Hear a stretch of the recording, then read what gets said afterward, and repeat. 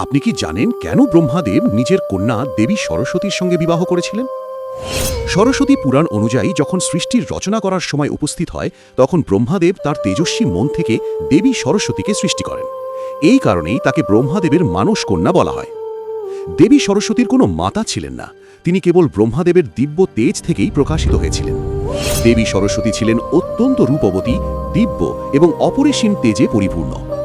তিনি জ্ঞান, কলা ও বিদ্যার অধিষ্ঠাত্রী দেবী হিসাবে পূজিতা।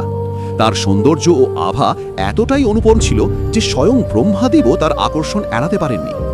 বলা হয় তখনই ব্রহ্মাদেব তাকে নিজের স্ত্রী হিসাবে গ্রহণ করার চিন্তা করেন। দেবী সরস্বতী ব্রহ্মাদেবের কাছ থেকে বাঁচার জন্য বহু চেষ্টা করেছিলেন। তিনি দিক দিকান্তরে ছুটে বেড়ান, লুকিয়ে পড়ার চেষ্টা করেন, কিন্তু তার সমস্ত প্রচেষ্টা ব্যর্থ হয়। অবশেষে বাধ্য হয়ে তাকে নিজের পিতা ব্রহ্মাদেবের সঙ্গে বিবাহে আবদ্ধ হতে হয়। মৎস্য পুরাণেও এই কাহিনীর উল্লেখ পাওয়া যায়।